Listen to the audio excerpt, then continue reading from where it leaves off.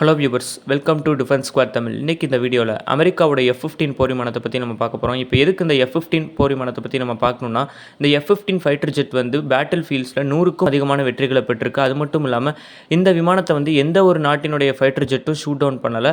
அந்தளவுக்கு ஒரு most successful fighter jet வந்து இந்த F-15. இந்த F-15 போர் விமானத்தை பற்றி இந்த வீடியோவில் நம்ம சும்மா இதோட காமனான ஃபீச்சர்ஸ் மட்டும் பார்க்காம, இது வரைக்கும் இந்த பேட்டில்ஸில் வந்து இந்த விமானம் வந்து என்னென்ன விஷயங்களை அச்சீவ் பண்ணியிருக்கு, அது மட்டும் இல்லாமல் என்னென்ன ஆப்ரேஷன்ஸ்லாம் இந்த விமானத்தை பயன்படுத்தியிருக்காங்க, இது எல்லாத்தையும் பற்றி டீட்டெயிலாக கிளியராக பார்ப்போம். அதுக்கு முன்னாடி நீங்கள் நம்ம சேனலுக்கு இன்னும் சப்ஸ்கிரைப் பண்ணாமல் இருந்தீங்கன்னா ப்ளீஸ் சப்ஸ்கிரைப் பண்ணிட்டு வீடியோ கண்டினியூ பண்ணுங்கள். நீங்கள் சப்ஸ்கிரைப் பண்ணால் மட்டும்தான் என்னால் ரெகுலராக வீடியோஸ் போட முடியும். ஸோ எல்லோரும் ப்ளீஸ் சப்ஸ்கிரைப் பண்ணிட்டு வீடியோ கண்டினியூ பண்ணுங்கள். இப்போ வாங்க வீடியோக்குள்ளே போகலாம்.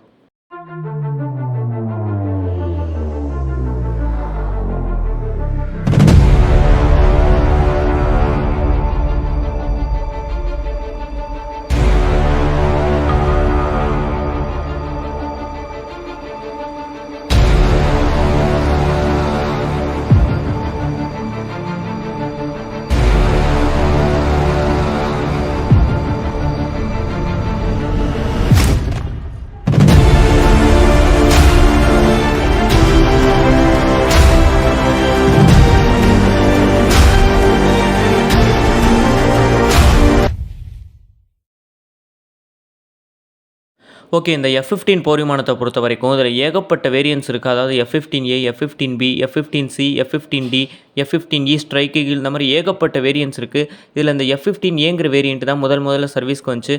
இது வந்து 1972 இதோட ஃபஸ்ட்டு ஃப்ளைட்டை கம்ப்ளீட் பண்ணி அப்புறம் 1976 US ஏர்ஃபோர்ஸில் சர்வீஸ்க்கு வருது.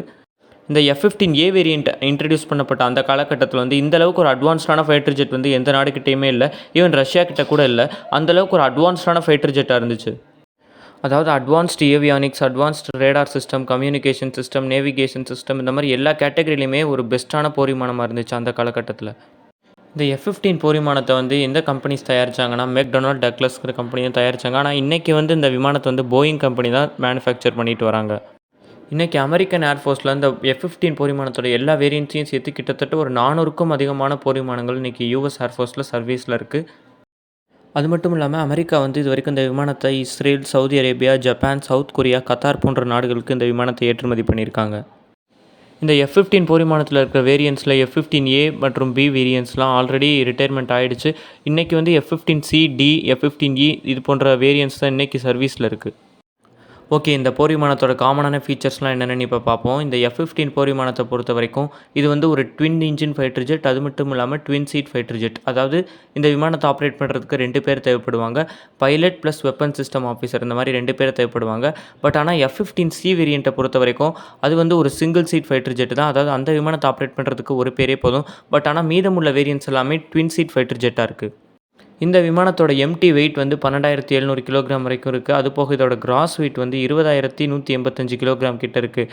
இது மட்டும் இல்லாமல் இந்த விமானத்தோட மேக்ஸிமம் டேக் ஆஃப் வெயிட், அதாவது அந்த விமானத்தில் உள்ள வெப்பன்ஸ் ப்ளஸ் அதோட ஃபியூவல் எல்லாத்தையும் சேர்த்து இதோட மேக்ஸிமம் டேக் ஆஃப் வெயிட் வந்து 31,000 கிலோகிராம் வரைக்கும் இருக்குது அப்ராக்சிமேட்டாக. இந்த விமானத்தோட இன்டர்னல் ஃபியூவல் கெப்பாசிட்டி வந்து கிட்டத்தட்ட 6,000 கிலோகிராம் வரைக்கும் இருக்குது. அது போக இந்த விமானத்தால் எக்ஸ்டர்னல் ஃபியூவல் டேங்க்ஸை கொண்டு போக முடியும். அது மட்டும் இல்லாமல் இந்த விமானத்தால் மிட் இயர் ரீஃபியூலிங் ஃபெசிலிட்டியும் எடுத்துக்க முடியும். இந்த விமானத்தில் மொத்தம் 2 Pratt & Whitney F100 PW220 after burning turbo fan engines பயன்படுத்துகிறாங்க. இந்த இன்ஜினை தயாரித்த இந்த Pratt & Whitneyங்கிற கம்பெனி தான் அமெரிக்காவோட F-22 ராப்டர் ஃபைட்டர் ஜெட்டுக்கும் இன்ஜின் தயாரிச்சிருக்காங்க. இந்த இன்ஜின்ஸ்னால் ஆஃப்டர் பர்னரில் 105 கிலோ நியூட்டன் பவர் வரை ப்ரொடியூஸ் பண்ண முடியும். இதன் மூலிமா அந்த விமானத்தால் மேக் 2.5 வரை ஸ்பீட் போக முடியும். அதாவது கிலோமீட்டரில் சொன்னோம்னா 2655 km/h ஸ்பீட் இந்த விமானத்தால் போக முடியும் அட் ஹை ஆல்டிடியூடில். இந்த விமானத்தோட சர்வீஸ் சீலிங் வந்து 65,000 ஃபீட். அதாவது இந்த விமானத்தால் 65,000 அடி உயரம் வரைக்கும் பறக்க முடியும். அதுபோக இந்த விமானத்தோட ரேஞ்ச் வந்து 4,815 கிலோமீட்டர் வரைக்கும் இருக்குது. இது மட்டும் இல்லாமல் இந்த விமானத்தோட காம்பேட் ரேஞ்ச் வந்து 1,965 கிலோமீட்டர் வரைக்கும் இருக்குது. அதாவது 1,965 கிலோமீட்டர் தூரம் வரைக்கும் இந்த விமானத்தால் தாக்குதல் செய்ய முடியும். இது மட்டும் இல்லாமல் இந்த விமானத்தோட ரேட் ஆஃப் கிளைம்பிங்கும் ரொம்ப அதிகம். அதாவது இந்த விமானத்தோட கிளைம் ரேட் வந்து கிட்டத்தட்ட 67,000 ஃபீட் பர் மினிட்ஸாக இருக்குது. இந்த விமானத்தில் பயன்படுத்துகிற ரேடார் என்ன அப்படின்னு பார்த்துக்கிட்டிங்கன்னா, இந்த விமானத்தில் பிரைமரி ரேடாராக வந்து AN/APG-63 ரேடார் பயன்படுத்துகிறாங்க. பட் ஒரு சில வேரியன்ஸில் வந்து AN/APG-70 ரேடாரும் பயன்படுத்துகிறாங்க. இது ரெண்டுமே ஆக்டிவ் எலக்ட்ரானிக்லி ஸ்கேனட் அரே ரேடார் தான், அதாவது AESA ரேடார் தான். இப்போ இந்த விமானத்தில் பயன்படுத்துகிற வெப்பன்ஸ்லாம் என்னென்னு பார்ப்போம். இந்த விமானத்தில் ஏகப்பட்ட வெப்பன்ஸ் பயன்படுத்துகிறாங்க.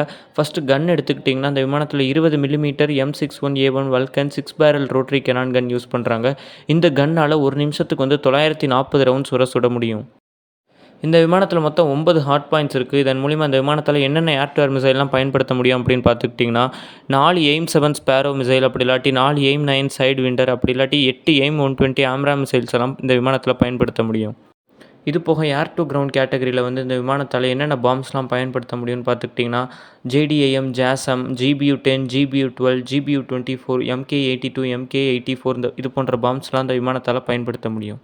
இப்போ இந்த விமானத்தை எந்தெந்த ஆப்ரேஷன்ஸ்லாம் முக்கியமாக பயன்படுத்தியிருக்காங்க அப்படின்னு பார்ப்போம். இந்த விமானம் கிட்டத்தட்ட ஏகப்பட்ட ஆப்ரேஷன்ஸில் கான்ட்ரிபியூட் பண்ணியிருக்கு. அதுலேயும் முக்கியமாக operation desert storm, operation southern watch, operation northern watch, operation alert force, operation enduring freedom, operation Iraqi freedom, இது மாதிரி ஏகப்பட்ட ஆப்ரேஷன்ஸில் இந்த விமானத்தை பயன்படுத்தியிருக்காங்க. இந்த ஆப்ரேஷன்ஸ் எல்லாத்துலேயுமே இந்த விமானம் வந்து ஏகப்பட்ட வெற்றிகளை பதிவு பண்ணியிருக்கு. அதுலேயும் குறிப்பாக கல்ஃப் வாரில் நடத்தப்பட்ட ஆப்ரேஷன் டெசர்ட் ஸ்டோர்மில் வந்து இந்த விமானம் ரொம்ப ஒரு மேஜர் ரோல் ப்ளே பண்ணுச்சு. அதாவது கல்ஃப் வார் போயிட்டு இருந்த அந்த டைமில் வந்து இந்த விமானம் கிட்டத்தட்ட ஒரு 34 விமானங்களை வந்து ஷூட் டவுன் பண்ணியிருக்கு. அதெல்லாம் என்னென்ன விமானங்கள் அப்படின்னு பார்த்தோம்னா 5 MiG-29, 2 MiG-25, 8 MiG-23, 2 MiG-21, 2 Su-25, 2 Su-22, அப்புறம் ஒரு Su-7, 6 மிராஜ் F1S, அப்புறம் ஒரு இல்யூஷன் 276 கார்கோ ஏர்கிராஃப்ட், அது மட்டும் இல்லாமல் ஒரு PC-9 ட்ரெயினர் ஏர்கிராஃப்ட், அது போக 2 Mi-8 ஹெலிகாப்டர்ஸ்னு கிட்டத்தட்ட 34 விமானங்களை இந்த விமானம் வந்து காலி பண்ணியிருக்கு. இதிலேருந்தே உங்கள் எல்லாருக்குமே தெரிஞ்சிருக்கும் இந்த F-15 போர் விமானத்தோட கேப்பபிலிட்டி என்ன அப்படின்ட்டு. இது போக ஆப்ரேஷன் என்டியூரிங் ஃப்ரீடத்துக்கு கீழே 2001 ஆப்கானிஸ்தானில் உள்ள தலிபான்ஸ் மேலேயும் இந்த விமானம் வந்து ஏகப்பட்ட ஸ்ட்ரைக்ஸ் பண்ணியிருக்கு. அது போக ஆப்ரேஷன் ஈராக்கி ஃப்ரீடத்துக்கு கீழேயும் இந்த விமானம் வந்து ஒரு முக்கியமான ரோல் ப்ளே பண்ணியிருக்கு. இந்த மாதிரி ஏகப்பட்ட ஆப்ரேஷன்ஸில் இந்த விமானத்தை வந்து யூஸ் பண்ணியிருக்காங்க. ஸோ இந்த F-15 போர் விமானத்தை பொறுத்த வரைக்கும் ஒரு கிரேட் காம்பேட் ஹிஸ்ட்ரி கொண்ட போர் விமானம் அப்படின்னே சொல்லலாம். இந்த வீடியோவில் இந்த F-15 போர் விமானத்தை பற்றி உங்கள் எல்லாருக்கும் டீட்டெயிலாக கிளியராக தெரிஞ்சிருக்கும் அப்படின்னு நம்புகிறேன். இந்த வீடியோ உங்கள் எல்லாருக்கும் பிடிச்சிருக்கும்னு நினைக்கிறேன். பிடிச்சிருந்துச்சுன்னா லைக் பண்ணுங்கள், ஷேர் பண்ணுங்கள். அடுத்த என்ன டாபிக் பேசலான்னு கீழே கமெண்ட் பண்ணுங்கள். இது எல்லாத்தையும் விட ரொம்ப முக்கியமாக நம்ம சேனலுக்கு ப்ளீஸ் சப்ஸ்கிரைப் பண்ணிவிட்டு வீடியோ கண்டினியூ பண்ணுங்கள். நீங்கள் சப்ஸ்கிரைப் பண்ணால் மட்டும்தான் என்னால் ரெகுலராக வீடியோஸ் போட முடியும். ஸோ ப்ளீஸ் எல்லோரும் தயவு செஞ்சு சப்ஸ்கிரைப் பண்ணுங்கள். நெக்ஸ்ட்டு ஒரு இன்ட்ரெஸ்டிங்கான வீடியோவில் உங்களை வந்து சந்திக்கிறேன். Tata, bye bye.